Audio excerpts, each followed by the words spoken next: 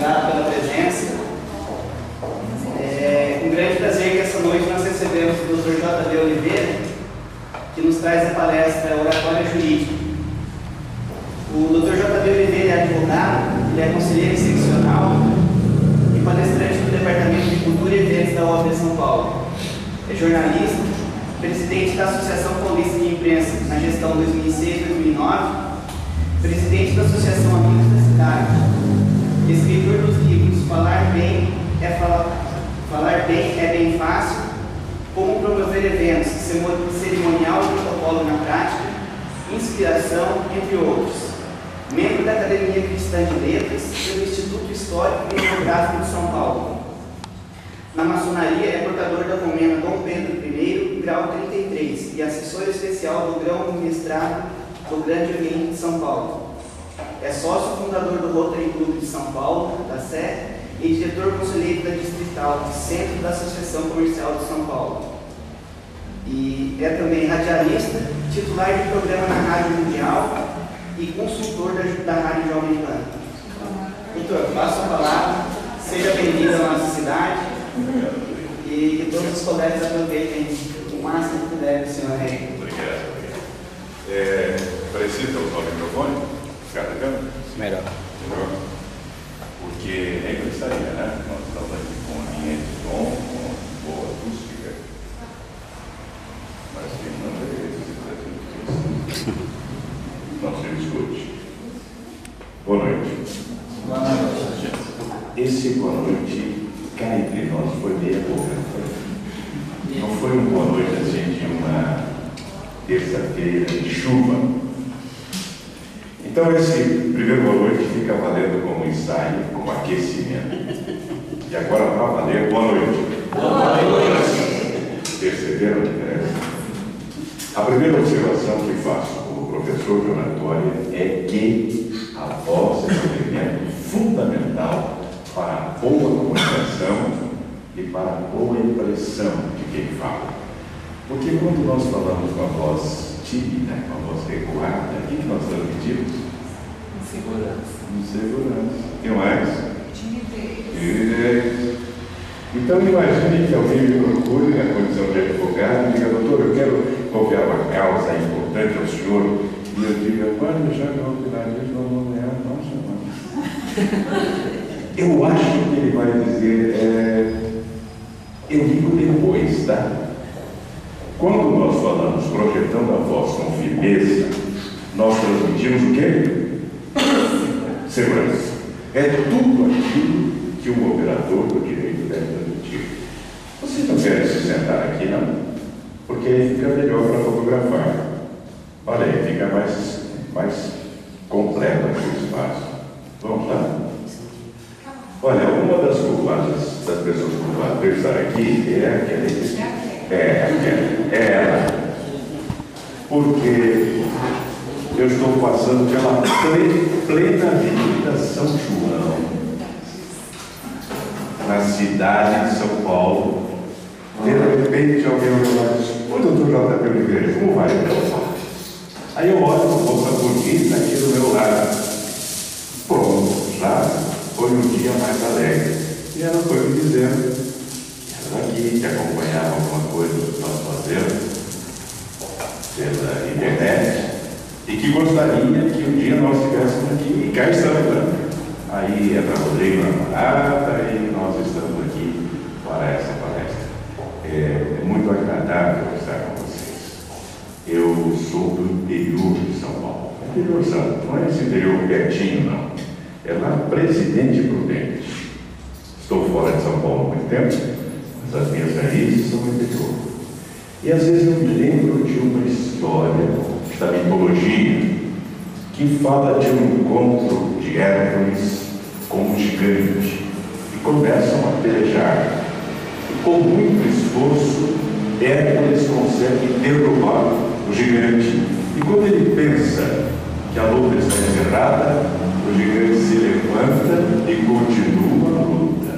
Ele se esforça, derruba novamente e o gigante volta com uma energia redobrada. E assim continua, até que ele fica sabendo que aquele gigante é filho de refrigera a terra.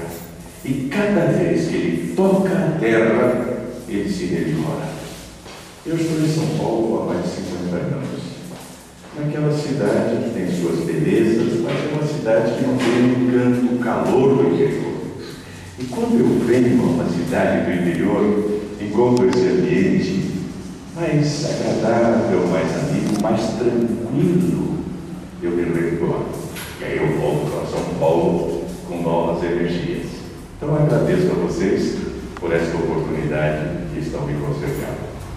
Fui muito bem recepcionado aqui desde o início, pela Iris, pela Fernanda, pelo Rodrigo, depois veio o Brasil conversar comigo, daí a pouco a Sandra veio reclamar do nome daquele audiolivro, aí a Kéria, e aqui então começamos a nos familiarizar. Eu vou dividir a minha fala em duas partes. A primeira parte eu vou falar um pouquinho desse livro que é cristão. O audiolivro Homens são de Marte, Mulheres são de Morte tem causado frisson, porque elas dizem: por que esse título? Por que mulheres são de morte? Bem, é porque em determinadas ocasiões da nossa vida elas representam a morte.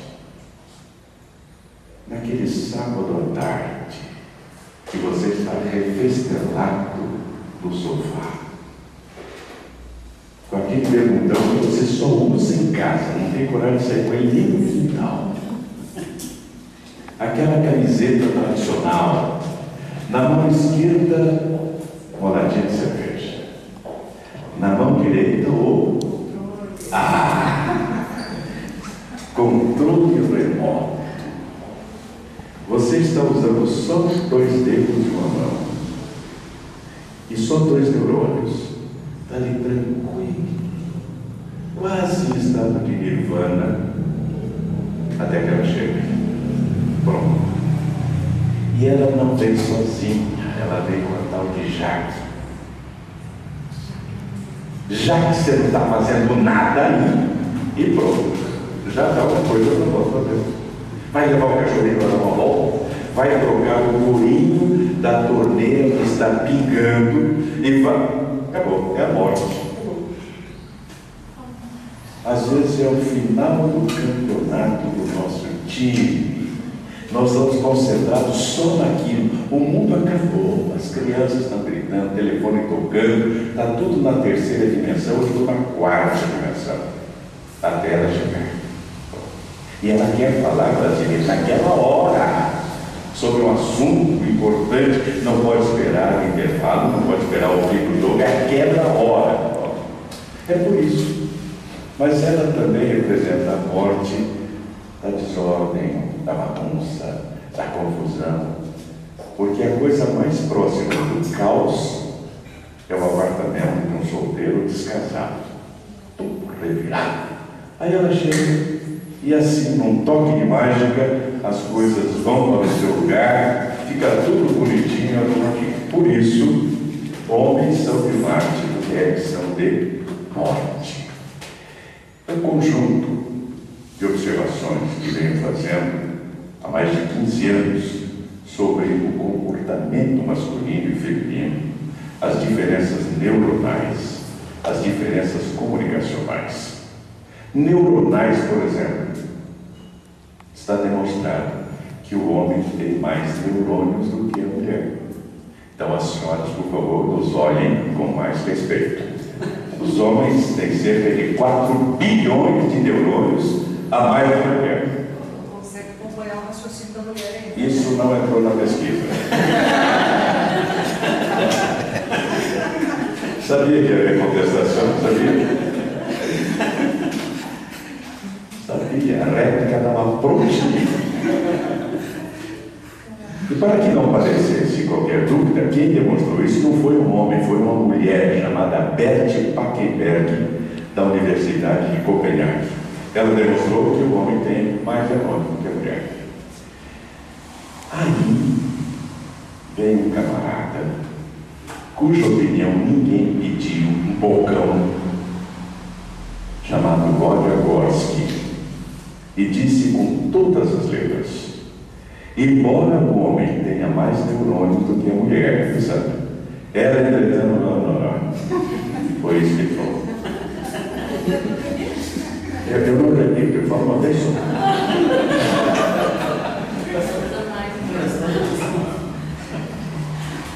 Aí eu pergunto, será que precisa falar isso? Não. A mulher, quando quer entender, ela entende sem palavra nenhuma.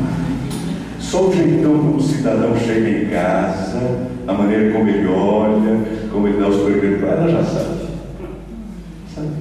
Agora, quando ela não quer entender, não adiantam todas as palavras do mundo. E eu preciso falar? Elas querem que eu fale? Não precisa.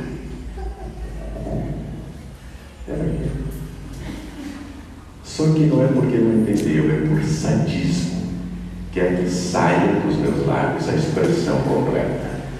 Esse tal de Roger Gorski disse: embora o homem tenha mais neurônios do que a mulher, ela os usa melhor do que ele. E por uma razão muito simples, demonstrada por outros dois pesquisadores, um casal americano, que demonstrou que o homem se fixa muito no hemisfério esquerdo do cérebro, das coisas racionais, tangíveis, palpáveis. É o preto no branco, é a documentação. A mulher usa o esquerdo, mas também o direito, da sensibilidade, da percepção extrasensorial, daquilo que não é visível ou tangível, mas é sensível. Isto se chama intuição. E aí perguntarão, e o homem não tem intuição? Tem, mas não usa, porque é uma anta. Ele fica naquilo que ele está vendo, tocando. Às vezes ele está à procura da solução de um problema e tem aqui a documentação e de repente ele tem uma intuição. O que ele faz? Compara essa intuição que é incorpórea, etérea, com a documentação, preto no branco. Fica com a documentação. Mais tarde ele vai ver, se ele tivesse seguido a intuição, teria resolvido o problema. Esta é a diferença. A mulher tem coragem de ir naquilo que ela sente e não apenas naquilo que ela vê ou toca. E para isso ela usa o hemisfério esquerdo da razão e o hemisfério direito da emoção. Há outras coisas que nós vamos observando e que estão aí no audiolivro. Por exemplo, vocês já notaram que quando um homem recebe uma pancada ou sofre uma comoção forte na região cerebral, externa, uma pancada, ou interna, um aneurisma, um derrame, ele perde a capacidade de falar? Ele não consegue articular as palavras? Já deve ter visto isso. Viram alguma mulher passar por esse problema? Ela continua falando. Às vezes até mais do que antes. E aí eu fui pesquisar a razão científica para esse fenômeno. E quem dá a resposta é uma pesquisadora da Universidade de Ontário, no Canadá, chamada Doreen Kimura. Ela demonstrou que a mulher só sofre esta perda, esta afecção da fala, quando recebe uma pancada no lobo frontal. Cavaleiros, estou sugerindo nada. Estou induzindo, mas só no lobo frontal. Senão ela continua falando. Há outras diferenças comportamentais, neuronais, comunicacionais. Até a comunicação é diferente, porque falam a mesma língua, mas são dialetos diferentes.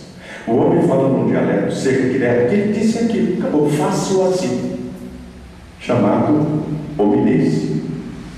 A mulher fala num dialeto assim figurado, não é bem isso, é mais ou menos, chamado mulherês.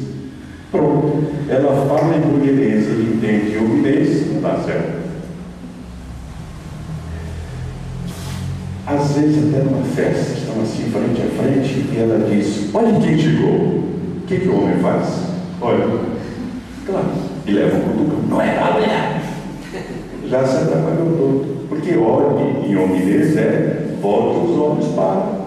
Imperativo afirmativo do verbo olhar. Para a mulher não é imperativo afirmativo, nem verbo, não é verbo. Em mulheres é apenas uma interjeição, do tipo de imagine que chegou, puxa. E aí, quando ela fala imagina, não precisa imaginar nada. Quando ela fala puxa, não precisa puxar nada. Quando ela fala olhe, não é para olhar nada, fique parado assim.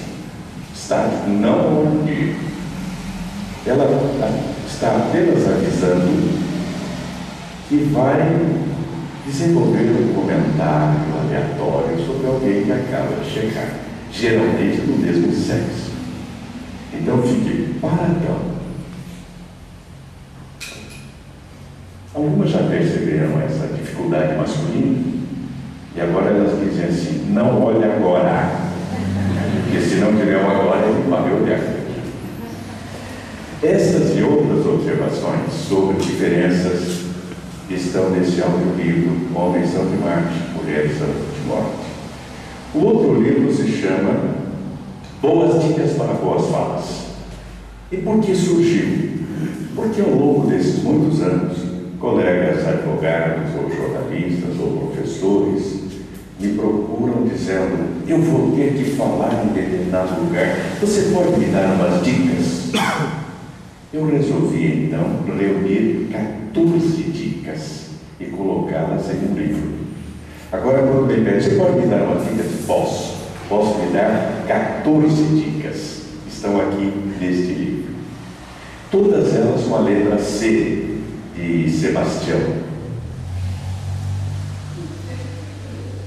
Por exemplo, a primeira é colocação de voz, dizendo da importância da voz, como eu falei aqui agora. A segunda é correção, você tem que falar de maneira correta. Para isso, o corpo deve estar ereto, não pode estar numa posição forçada que presse o diafragma e prejudique a comunicação, a emissão da voz. Deve falar as palavras por completo e não cortá-las, truncadas. E aí eu dou o exemplo de um amigo inglês que aprendeu português na Inglaterra. E um dia ele me perguntou o que era a palavra sensa. Eu disse, não existe, a palavra é senso, ou com C ou com S, senso no sentido de recenseamento, ou senso no sentido de compreensão, de consenso, isso não é sensa. Aí estavam juntos no metrô, e disse, é isso aí. Veio alguém lá que traz sensa, sensa, sensa, sensa. Imagine só como nós trocamos de dê-me licença ou com licença para sensa. Vocês não riem, mas vocês também falam sensa e não com licença. Outras são comunicação corporal, corporalidade, certeza e por aí fora. Estão no livro Boas Dicas para Boas Falas. E o terceiro é um lançamento que se chama Mostrando a Língua. É este livro aqui, Mostrando a Língua. São considerações a respeito da língua portuguesa, a última flor do lácio, inculta e bela, como diz Olavo Bilac. E algumas expressões que nós vamos usando sem pensar no seu conteúdo. Por exemplo, volta e meia alguém diz, eu estou correndo atrás do prejuízo. E eu pergunto, o que você vai fazer quando você alcançar o prejuízo? Não seria melhor você correr atrás do lucro? Ou então estou fugindo do prejuízo? Aí sim, né? Estou fugindo do prejuízo, faz sentido. Mas estou correndo atrás do prejuízo? Não. Aquela famosa poesia Batatinha, quando nasce esparrama pelo chão. Como é que pode? Se Batatinha é uma raiz, é um tubérculo. O que aconteceu? A pessoa vai ouvindo e vai modificando. A expressão é Batatinha, quando nasce, espalha a rama pelo chão. Aí faz sentido. É corpo de burro quando foge. Eu fiquei pensando, mas será que burro, quando foge, muda de cor? Pelo menos o de quatro patas, não. O de duas patas muda bastante de cor. Porque quando leva um susto é branco, quando fica com medo é amarelo, quando fica com raiva é vermelho, quando morre é roxo. Mas esse é o de duas patas. O de quatro patas continua com a mesma cor. A expressão é cor de burro quando foge. Porque quando ele foge, ele desembesta e o que estiver pela frente está se arriscando. Aí faz sentido. Um outro capítulo chama-se Pleonasmo nos olhos. E fala da moça que encontra uma amiga. A amiga olha para ela, vê que ela está com os olhos vermelhos e fala: o que você tem nos olhos? Ela diz: bem, eu falei para o meu chefe que era conjuntivite nos olhos. Ele disse que isso é pleonasmo. Então o que eu tenho é pleonasmo nos olhos. E aí aproveito para falar sobre os pleonasmos que nós usamos adoidadamente. Ele saiu fora do assunto. Ele poderia sair dentro. Se sair, é fora. Tem uma goteira aqui no teto. Eu já procurei goteira no piso, não achei nenhuma. Goteira só pode ser no teto. E os nossos colegas que dizem: não, nós terminamos a causa com um acordo amigável. Não deu para fazer um acordo litigioso. Claro, se é acordo, é amigável. Mas nós falamos. Ouço de manhã a CBN e quando perguntam como está o tempo hoje, a Patrícia Madeira às vezes diz assim: ainda há algumas nuvens no céu. Eu fiquei pensando: Patrícia, será que você viu alguma nuvem por aí, no banco, na grama? Nuvem só pode estar no céu. Preciso encarar o problema de frente. Claro. Encarar. Só pode ser com a cara, portanto só pode ser com a frente. Senão seria educar o problema. E aí vai. Estes e outros pleonasmos que nós vamos usando estão considerados neste livro Mostrando a Língua. Bom, está aqui comigo o meu amigo Luciano Moura, que está registrando isso aqui para a posteridade. E você está notando que está dando estado lá com o microfone, né? É isso? Não poste isso. Ah, eu vou dar para tirar o poste de lá? Não? Não? Então deixa, não tem importância. Feitas essas considerações, vamos agora, nesses minutos, falar sobre oratória jurídica.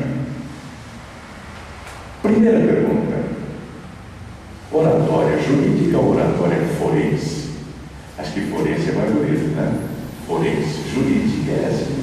Já caiu aí no popularzão. Qual a diferença? A oratória forense é aquela que o advogado usa no foro, na defesa do seu cliente, junto com outros operadores do direito. Lá está o juiz, lá está o promotor, eventualmente está o colega ex-adverso. Todos eles dominam a linguagem do foro. Portanto, pode ser uma linguagem técnica ou técnico-jurídica.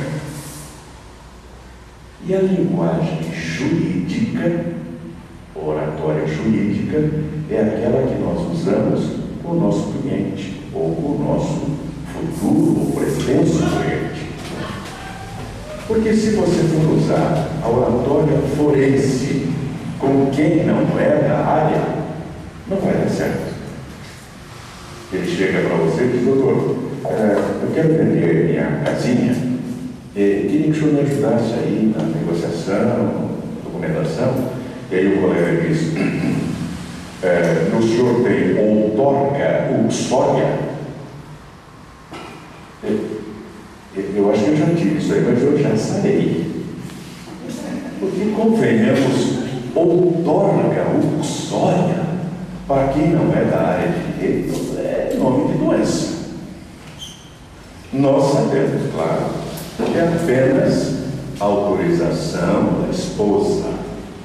Então, é melhor que falemos uma linguagem jurídica, isto é, que dê a fundamentação jurídica jurídica para apoiar a pretensão do cliente. Isto é, que isso que ele pleiteia tem realmente suporte jurídico. Dizer o que pode acontecer ao longo do processo, das etapas que vão ser cumpridas, lembrar sempre que vai haver um colega do lado de lá, procurando derrubar a nossa tese, que poderá haver uma decisão em primeira instância, da qual caberá recurso para a segunda instância, para o tribunal, eventualmente para o Superior Tribunal de Justiça. Dizer o que é que nós precisamos para fundamentar a nossa ação. Isto é linguagem jurídica. Damos os princípios jurídicos, mas numa linguagem compreensível, assimilável. Porque imagine a coisa mais complicada um pouquinho. Ele chega e diz: doutor, o meu filho e a minha nora morreram num acidente. Os dois morreram no mesmo acidente. Eles não tinham filhos. Eu sei que quando não tem filhos, que vocês chamam de descendente, vai, nos pais. Só que tem meu consulto. Como é que fica isso? Aí o colega diz: bem, no caso de uma sucessão ab intestato, ocorrendo a conveniência, mister se faz que definamos qual foi o cônjuge superstite. E faremos isso através da cronotanatognose. E aí, falou grego, nem latim é grego. Para nós é fácil. No caso do falecimento da intestado, é porque não houve um testamento. Aí precisamos determinar, no caso em que houve a comoniência, ou seja, morreram ambos em um mesmo acidente, em uma mesma hora.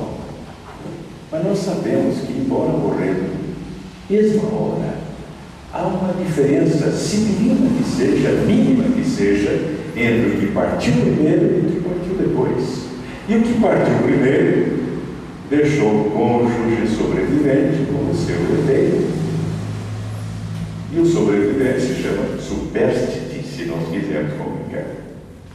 E para determinar a exata hora em que se deu o falecimento de um e de outro, temos que fazer o exame que determine o tempo da morte. Cronos, tempo, thanato, morte, gnose, conhecimento ou ciência. Isto é o nome técnico. Precisamos fazer isso? Devemos fazer isso? Claro. Só se for para aumentar os honorários, não é isso? Aí falamos difícil. Mas o que é oratória? Antes de entrar na oratória jurídica propriamente dita. Oratória será dom ou arte? Há pessoas que dizem fulano de tal tem o dom da oratória. Já ouvi muito disso a respeito do nosso ex-presidente Durso. O Durso tem o dom da oratória. Realmente é um orador extraordinário. Ou será que é arte? A diferença é que dom, o nome já está dizendo, é uma dádiva. É algo com que Deus, o grande arquiteto do universo, galardoa umas pessoas, mas não a todas. Isso é dom. Arte é conquista, é técnica, é esforço, é dedicação. É aquilo que nós conseguimos pela nossa vontade aplicada à prática. E agora, é dom ou arte? Podemos caminhar um pouquinho mais e definir quais são os elementos que compõem a oratória. São apenas dois. Um se chama eloquência, que é verbosidade, que é fluência verbal, que é essa capacidade de encadear uma palavra às outras numa sequência ininterrupta, ou, para usar a expressão de Rui Barbosa, como em cachoeira. As palavras vão se sucedendo gostosamente. O orador eloquente não precisa se valer das muletas verbais. Sabe quais são? A muleta física é aquela que nós usamos quando estamos mal das pernas, né? Então, apoiamos na muleta. A muleta verbal é quando nos faltam verbos, palavras, e aí nós apoiamos uma muleta do tipo tá, né, certo, entendeu? Entendeu? São muletas. É claro que essas muletas não são para nós advogados, não. Essas são muletas populares. Para nós, as muletas são mais requintadas ao estilo de, digamos assim. E nesse caso, digamos assim, o que vamos ter que fazer, digamos assim, faltou alguma coisa, digamos assim.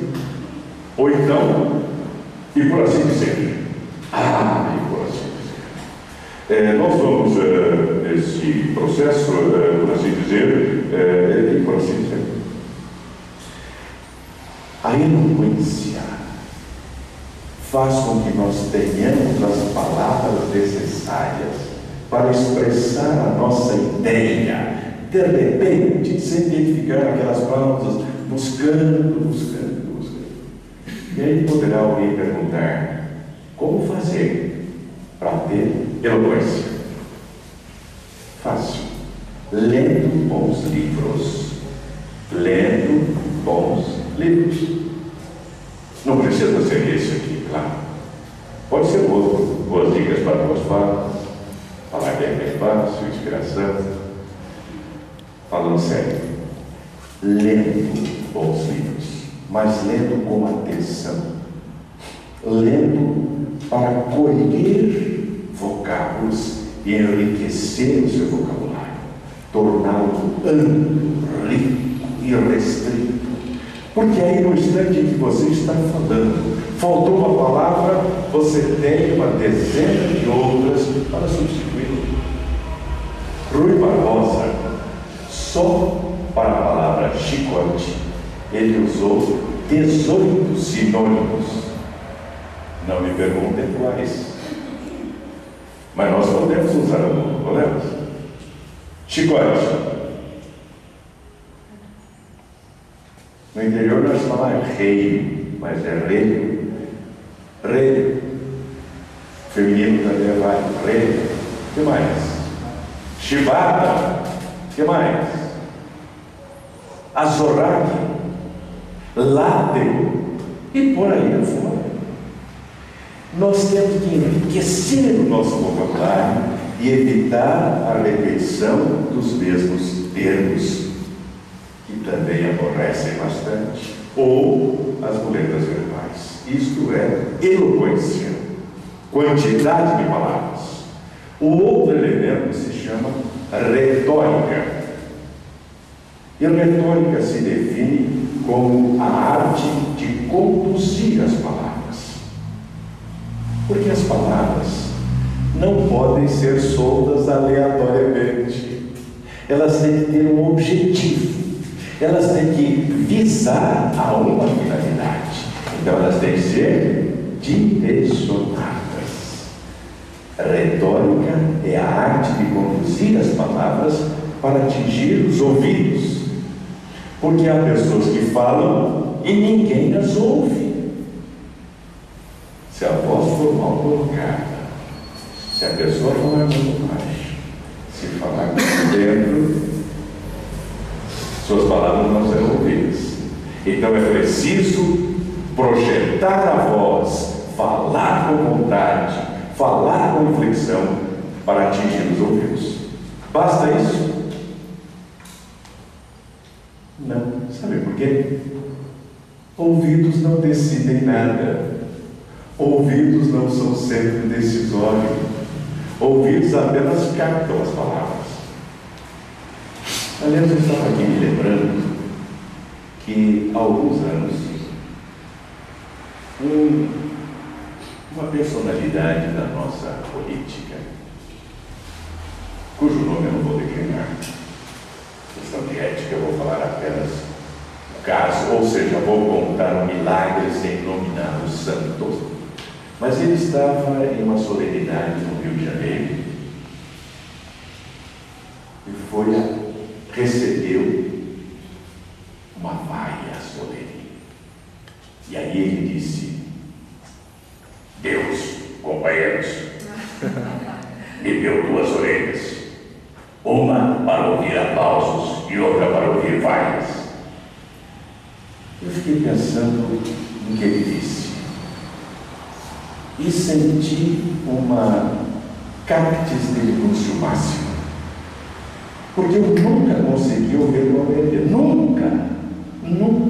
Minhas orelhas servem apenas para captar o som, e não sou privilegiado como alguns que vêm bem assim para fora, para não perder nada.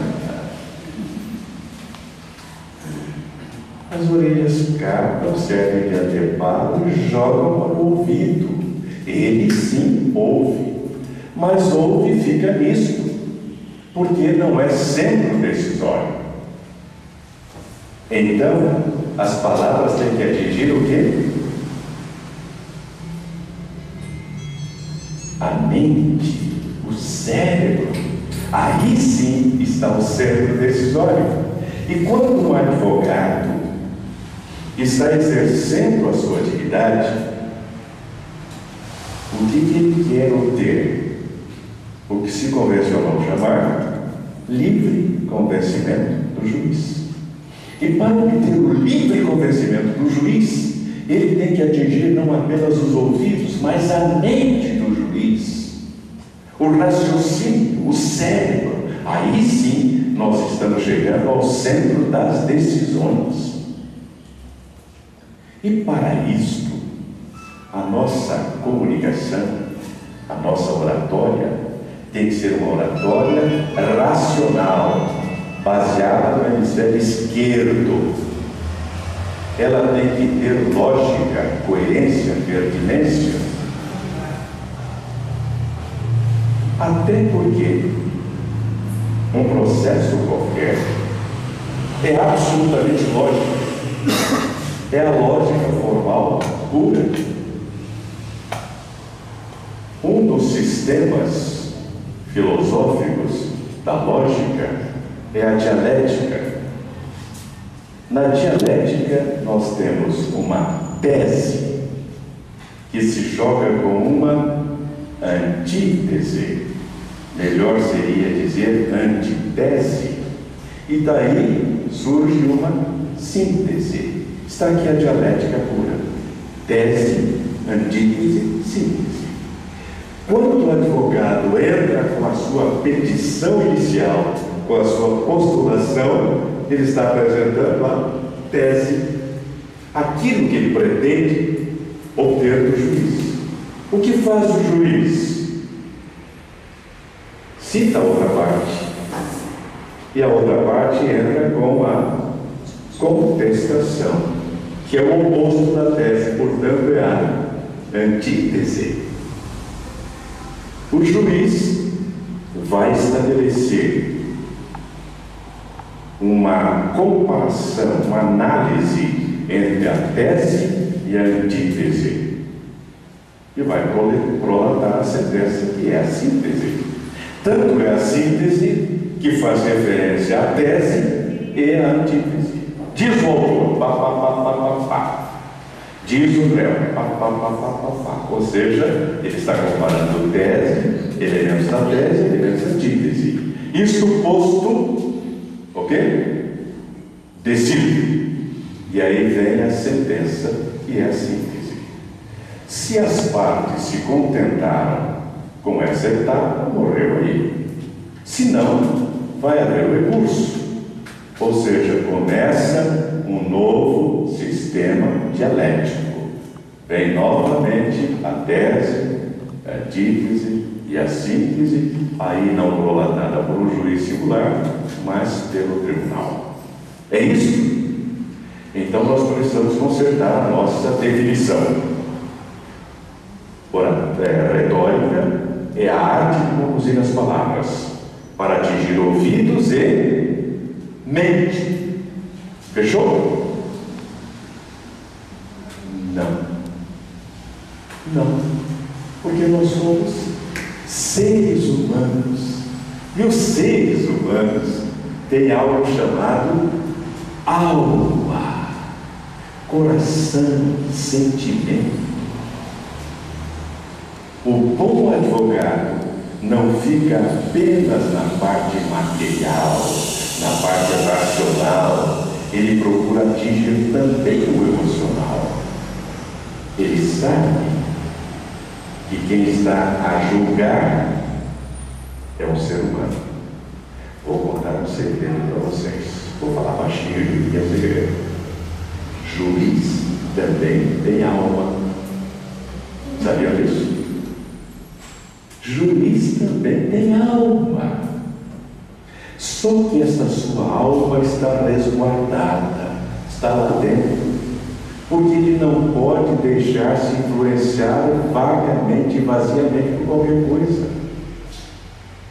Mas ele tem uma alma que, se souber educar, vai se manifestar.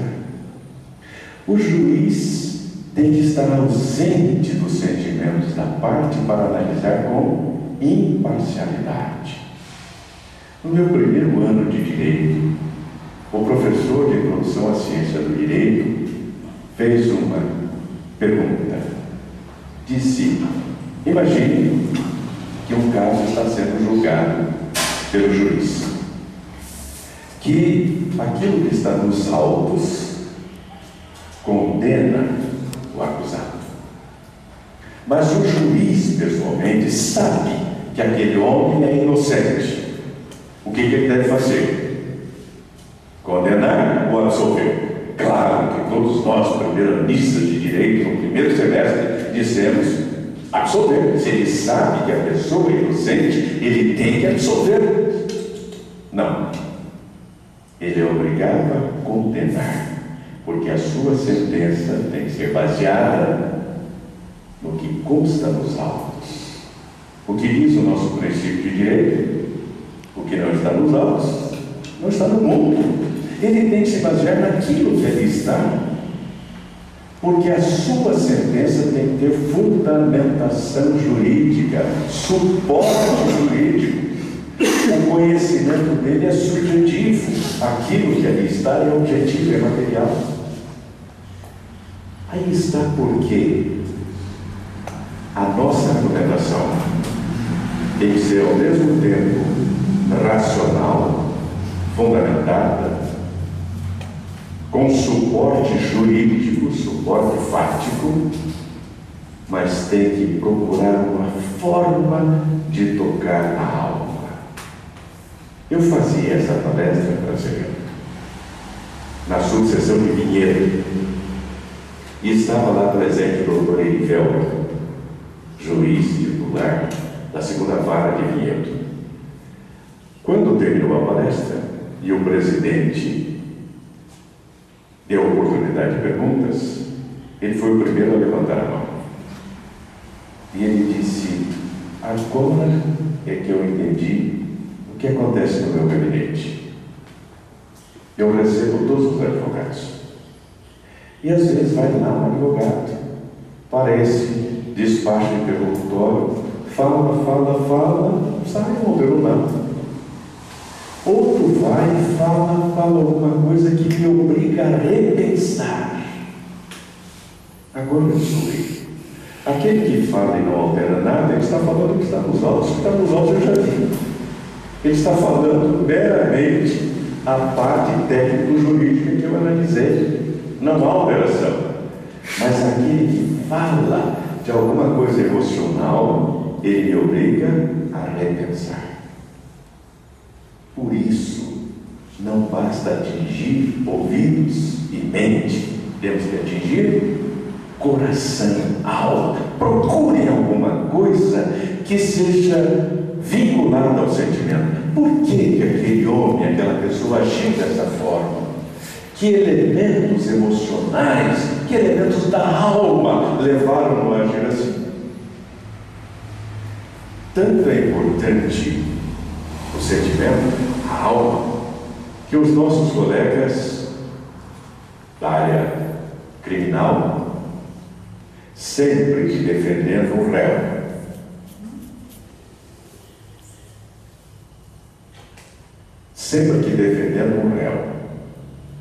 homicídio, por exemplo, principalmente de um crime passional, qual é a tese mais comum que eles usam? Advogado criminalista defendendo um acusado ou réu de um crime passional. Violenta emoção após injusta provocação. Violenta emoção. A emoção foi tão violenta que fez com que a pessoa abrisse mão, deixasse de lado a razão e agisse de uma forma violenta, ceifando uma vida. Aí está. Por isso a retórica é importante, porque ela conduz as palavras para atingirem ouvidos, mente e alma. Não se esqueçam disso. E aqui também a mulher começa a ter vantagens sobre o homem, porque ela sabe muito bem trabalhar a emoção, ela sabe muito bem tanger a alma. O homem fica mais na materialidade das coisas e não procura este aspecto, este lado importante. Nos anos 1995, um livro revolucionou o mundo. Daniel Goleman, Inteligência Emocional. Ele demonstrou que a inteligência meramente racional é insuficiente. Ele demonstrou que o QI que nós usamos e valorizamos tanto tem falhado. Ele demonstrou, por exemplo, que muitos alunos, um grupo de alunos da Califórnia, que foram estudados desde os primeiros bancos até pós-universidade, e eram os melhores alunos, os mais racionais, os mais competentes, depois que saíram da universidade, não foram os melhores profissionais. Por quê? Só o racional, apenas a razão. Por isso, Antoine de Saint-Exupéry, autor de uma obra extraordinária chamada O Pequeno Príncipe, ele diz: a razão pura é a perdição do homem. Por isso, cavalheiros e cristãos, saibam que nós temos que valorizar a emoção, temos que valorizar a intuição. Eu ministro cursos, treinamento, palestra em muitas empresas. E no mundo corporativo, o que se faz hoje é estimular os seus executivos a valorizar a intuição.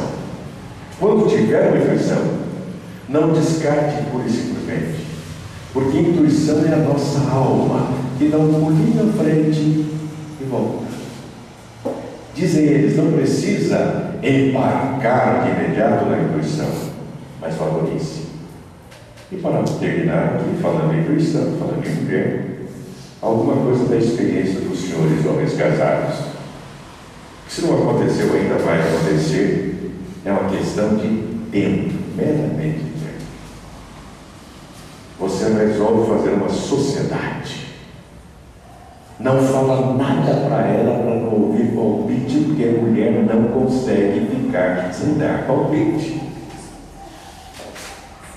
Mas ela descobre. A mulher sempre descobre. Na primeira oportunidade, ela diz: Não sei não. sei não, mas esse negócio que você quer fazer aí é furado. Não vai dar certo. Esse camarada que você está trazendo para sócio é um pilantra, está na cara dele, no jeito dele falar, da forma como ele anda, está na cara que é um pilantra, porque ela percebeu isso. Aliás, em termos de mediunidade, a mulher é médium clarividente, ela vê lá na frente. O homem é médium evidente. É só quando a evidência bate na testa do infeliz que ele vai ver. Até ali ele... Então ela disse: olha, não vai dar certo. Ele vai reprovar. E o homem que faz? Estufa o peito e diz: imagine, eu já fiz estudo de viabilidade econômica. aceitabilidade do produto no mercado, retorno da aplicação está redondo. E meu amigo, jogamos muita pelada junto, mas muito lá em Caçapau. Às vezes, lá dentro, ele acha que ela tem razão, mas ele não quer dar o braço ao traseiro. Claro. O homem é essa criatura que sabe que vai dar uma mancada e dá. Faz o negócio, quebra a cara do jeitinho que ela falou. O tal de sócio dá-lhe um golpe tal que ele perde o rumo. E aí vem o pior. Não é um prejuízo financeiro, porque isso você quer. É aquele dedinho indicador com esmalte na unha, voltado para o seu nariz, e a célebre frase, são 3 versões: eu não falei, eu não disse, eu não avisei, como isso dói. E o pior, você sabe, o pior é que da próxima vez ele vai fazer do mesmo jeitinho, tomando mais cuidado ainda para ela não saber. É isso, não é? Por isso, a oratória, para ser boa, para ser completa, para ser eficaz, ela não pode se apoiar apenas no aspecto racional. Ela tem que, sim, basear-se na razão, porque todo o processo jurídico é racional, mas ela tem que saber trabalhar a emoção, porque está se referindo, em última instância, ao ser humano, ao interesse, seja de que natureza for, de um ser humano que tem sentimento e que vai ser julgado por um ser humano. Por fim, vocês acham que em um processo quem está sendo julgado é o réu? Não é. O réu é adjetivo, o réu é secundário. Quem está sendo julgado naquele processo é o advogado, porque é do seu desempenho, da sua atividade, da sua capacidade, da sua competência que vai haver a diferença no resultado. O réu está lá, o que ele tinha que fazer ele já fez. Agora é a vez do advogado. Tanto isso é certo que quando o sujeito é culpado e tem um grande advogado, ele pode ser absolvido ou ter a sua pena minorada. E quando ele é inocente e tem um advogado incompetente, incapaz, ineficaz, mesmo inocente, ele pode amargar uma condenação. Por isso, a nossa responsabilidade como advogados é muito maior do que sonha a nossa nova filosofia. Muito obrigado pela atenção de vocês.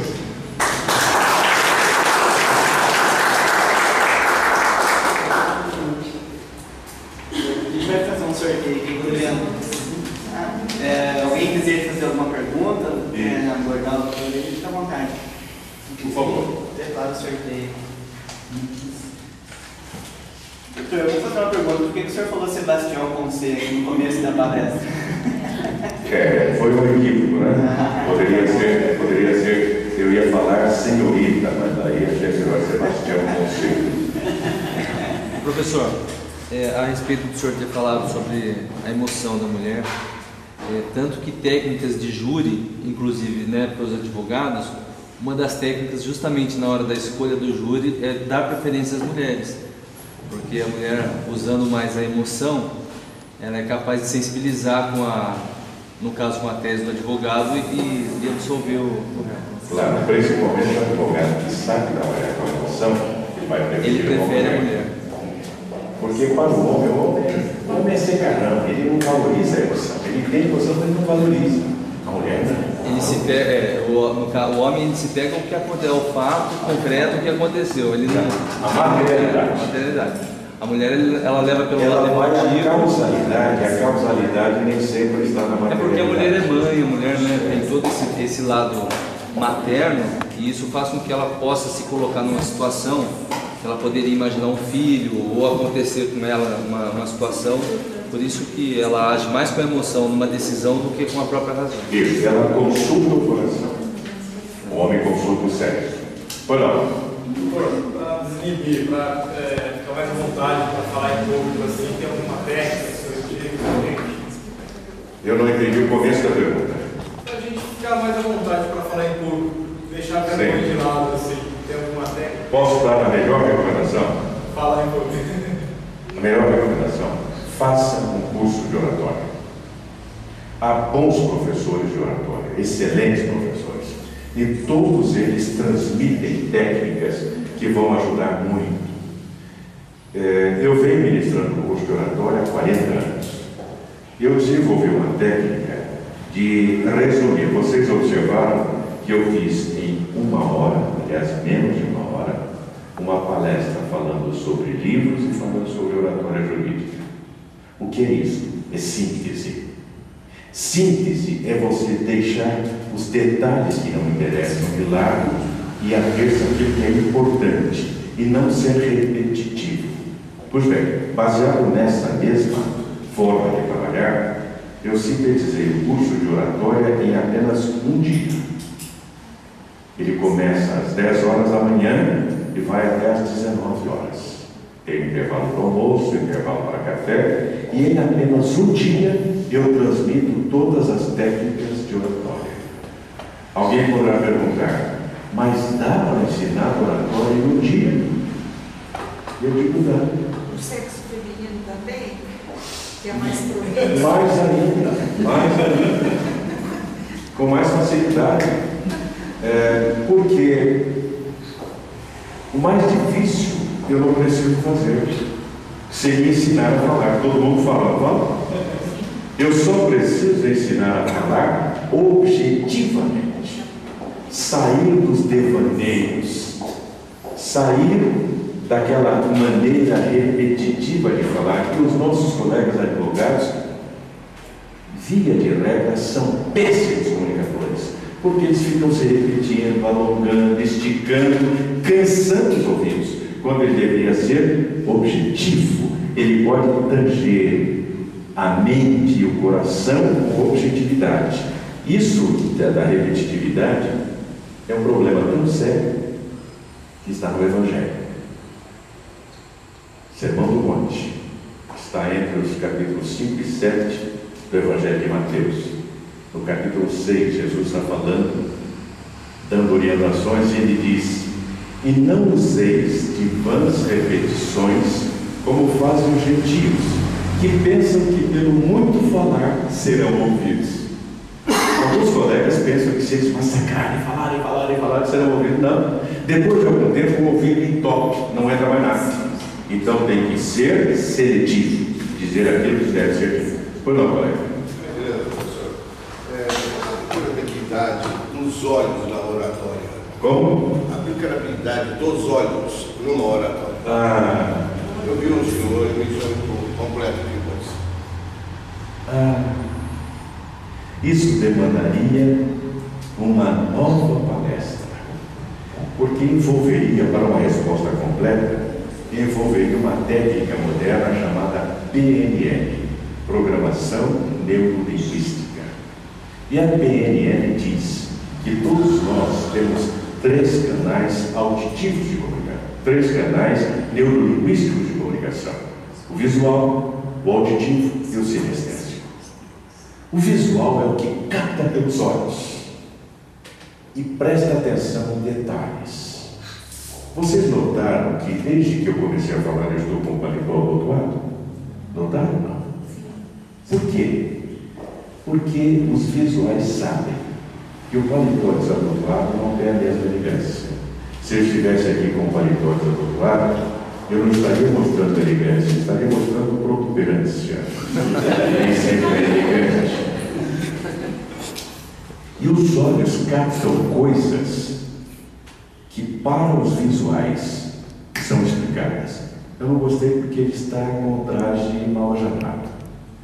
Eu não gostei porque ele está com a camisa com o colarinho torto ou com o nó torto. Isso é o visual. Ele capta pelos olhos e ele decodifica e sabe por que não está gostando. O auditivo e o sinestésico, ele não tem essa percepção racional, mas alguma coisa não está agradando. Ele não sabe exatamente o que é, mas alguma coisa não está agradando. Ou seja, o visual capta pelos olhos e decodifica pelos olhos. O auditivo e o sinestésico captam, mas não tem essa mesma clareza. Apenas tem uma sensação de que alguma coisa não está agradando. Por isso, é muito importante que ao falar, nós tenhamos o cuidado de encantar os olhos. Vou dar um outro exemplo. Quando alguém vai fazer um teste para admissão numa empresa, ele vai de qualquer jeito. A roupa de qualquer jeito, aparência de qualquer jeito, vai? Não. Ele vai nos trinques, porque ele sabe que o primeiro impacto vai ser visual. Ele sabe disso. Então, nesse dia, ele capricha.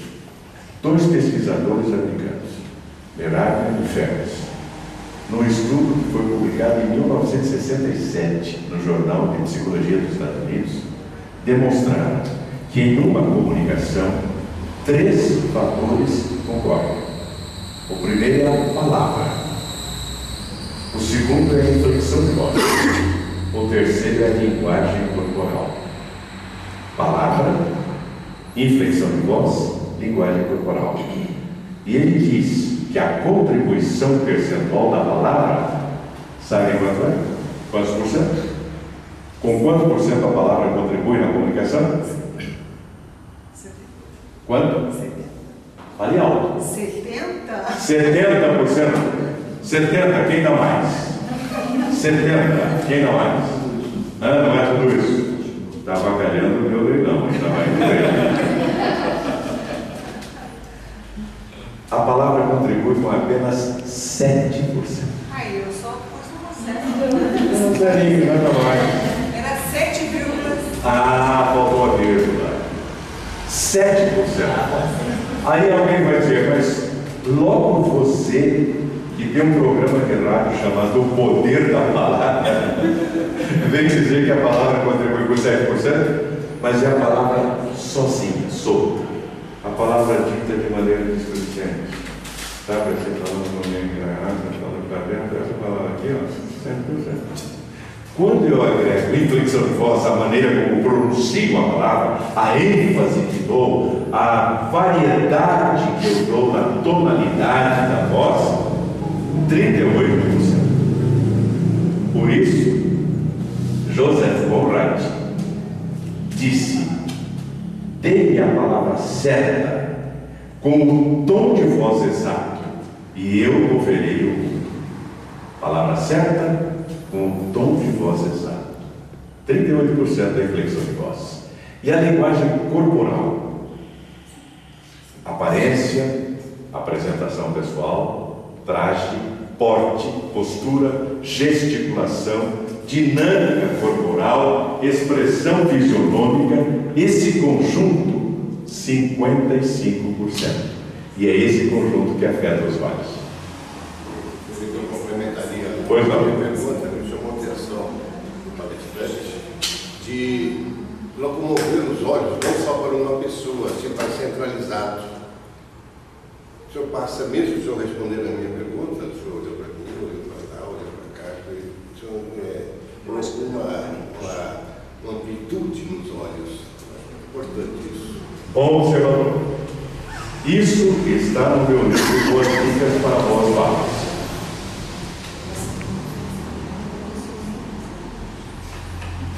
mulheres, eu mais ou menos. Não trouxeram mordaça, não, né?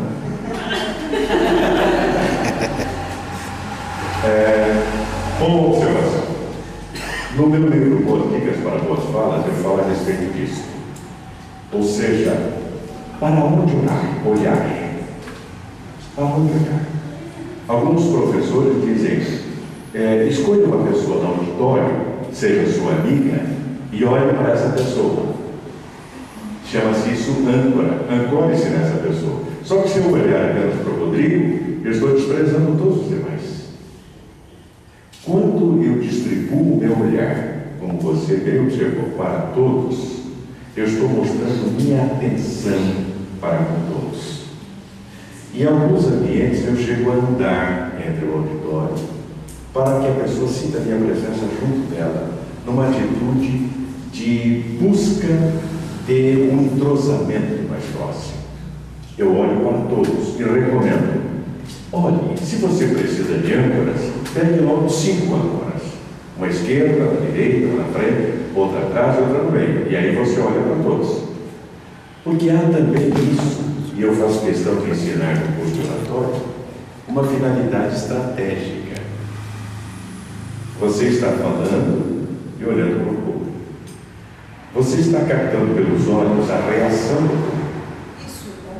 Porque quando é bom, é estrategicamente necessário. Quando o orador fala, nós no interior falamos, quando um fala, os outros, quando o burro fala, os outros abaixam a orelha. Aqui é diferente. Quando o orador fala verbalmente, os outros falam gestualmente. Eu estou olhando e estou vendo quem está fazendo assim, movimento oscilatório da cabeça no sentido vertical. Ótimo. Às vezes é no sentido horizontal. Já não está tão bom. Alguns estão coçando a nuca, olhando para o relógio, olhando para a porta. Estão dando uma comunicação não falada. E aí vem um ponto estratégico, sabe? Eu posso precisar do apoio do auditório. Se eu estiver olhando a todos, eu sei onde eu vou buscar. Daquela pessoa que está com a fisionomia aberta, sorridente, não é isso? Eu pergunto: o senhor não acha? Ele se levanta e diz: claro que eu acho, eu concordo plenamente com o que diz o nobre autor, perfeito. Vox populi, vox Dei. Se eu não olhei, eu pego aleatoriamente. O senhor não acha? E ele não acha. Ele não acha. Ele estava esperando uma chance de falar e eu dei de bandeja. E eu brinco com isso. Se for um orador nordestino, daqueles que tem uma patativa na garganta e um vulcão no coração, ele vai arrebentar o meu trabalho. Eu penso é coisa nenhuma, eu estou aqui fervendo de indignação, diante de tanta leivosia, de tanto idiotice. O orador está pensando que nós somos o quê? Está menoscabando a nossa capacidade intelectiva. Pronto. É botar a viola no saco e cantar no lugar. Por isso, eu tenho que estar olhando. Como é que eu estou sendo recebido? Se eu precisar de apoio, onde eu vou procurar apoio? Mais uma vez, os olhos.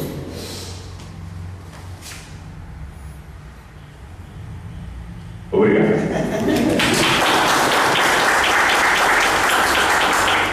Então, uma brincadeira simplificada aqui, gostaria de pegar o senhor para a câmera nossa ali também.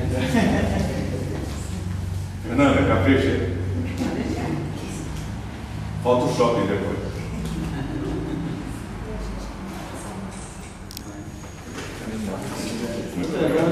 Pedindo só mais uma colaboração do senhor para a gente sortear esses brindes. Tá bom, vamos lá. Atenção. E o primeiro kit vai para número 1.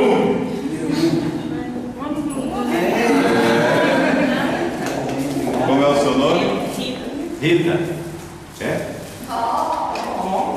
Ela está fazendo desde o começo de Chicão.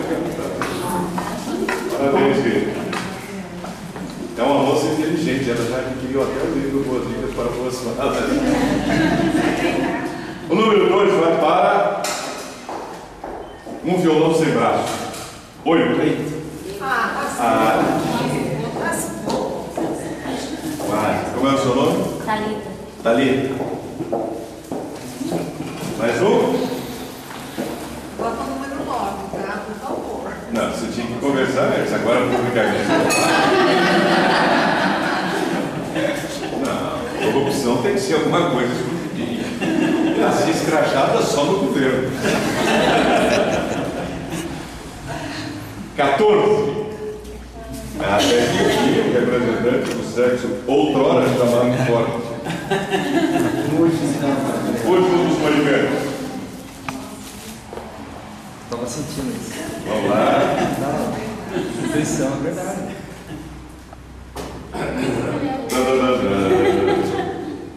Homem conquista. Começa com 1. Deve ser É 10. É o primeiro da sequência com o último da sequência. 10.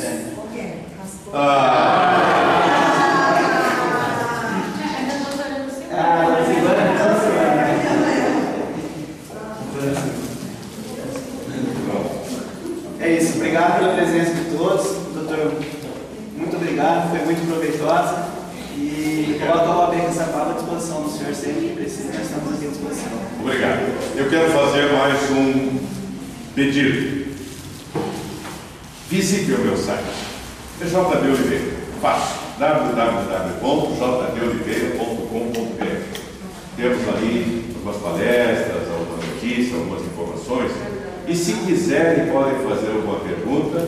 E gostaria também que opinassem sobre esta palestra. Como foi para vocês uma palestra que, com perguntas e tudo, demorou 1h10?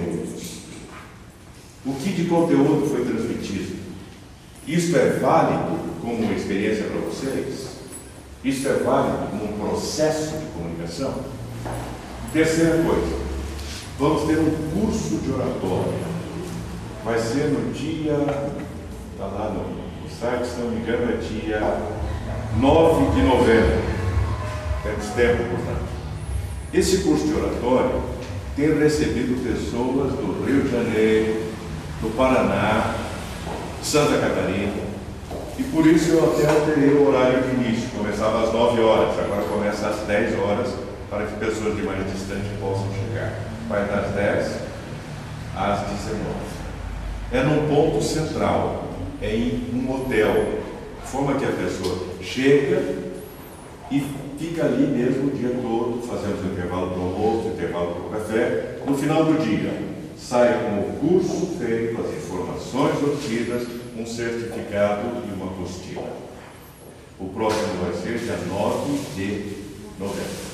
Nós o fazemos no Hotel San Rafael, que fica no centro, no Largo do Marocho, 150, a 150 metros do metrô República. É facinho. Chegou o metrô República, anda no caminho, está lá e participa do curso. Se tiverem interesse, eu vou ficar muito honrado com a participação de vocês. A informação está no site, pode fazer a inscrição pelo próprio site, podem fazer o pagamento por cheque, pode ser por cartão. Nós temos convênio com o PagSeguro, e pelo PagSeguro podem pagar em quantas vezes o cartão permitir, 10 vezes, o que for, depende do cartão. Muito obrigado mais uma vez, uma boa semana para vocês.